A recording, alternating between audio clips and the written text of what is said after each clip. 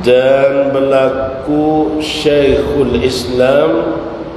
Siapa dia Syekhul Islam ni? Ada kadar dia pergi kepada Ibn Taymiyah, tapi di sini tak. Syekhul Islam ni kena di atas Zakaria Al-Ansari. Payah kita dia kelekek sangat lah. Orang terus supaya kita nak baca taklih. Berlaku Syekhul Islam bahawasanya hal wasa'nuh dah, bahawasa ia orang masbuk tiada lazim mufarakah. Ni khilaf lah. Kerana oleh atas tu Syekh Ibn Hajar dalam Minhajul Qawim, Khatib Syurbini dalam Mughni, Syekh Ramli dalam Nihayah, orang masbuk sani apabila terimam bakit pada rakaat, dia duk baca lagi. Apabila terimam sujud, kacau baca semaya dia batal. Kemudian jalannya dia wajib niat mufarakah. Bapak terimam bangun, kita kacau lagi duk baca Fatihah. Orang masbuk ni bapak terimam terus sujud, wajib niat mufarakah. Hak demo tu dalam Minhajul Qawim, Mughni dan kitab demo tu kan kita baca lepas Waidah tu. Adapun Syekhul Islam makmum itu adapun Syekhul Islam iyo masbuk tu tiada lazim mufarakah. Ada tiada lazim makna tak ada wajib niat mufarakah. Pak dan boleh mengikut imam masbuk turun sujud, ditinggalkan rokoknya rokok makmum masbuk.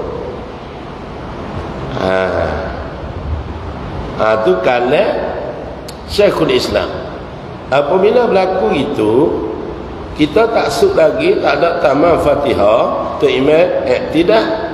Lepas tu jalan ni hak lima tadi atau lazim kena mufarakah.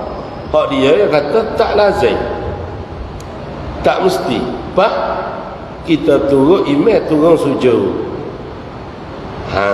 tinggal rokok tidak, tu imam turun sujud, kita turun sujud turun tu imam orang masbuk ni, maka luput rakaat dia, tapi semaya tak batal. Ayatnya gini, turun sujud, ditinggalkan rokoknya. Nanti imam tidak, dia dah baca Fatihah, bawa imam turun sujud, turun sujud, berartinya tak lazim dia niat mufarakah.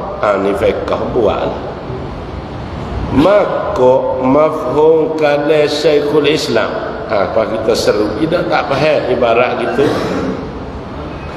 Maka mafhum kalam Syekhul Islam, faham daripada perkataan Syekhul Islam, makmum itu khiyar, pilih. Tengok tu, makmum pilih, khiyar mana pilih? Pilih mana?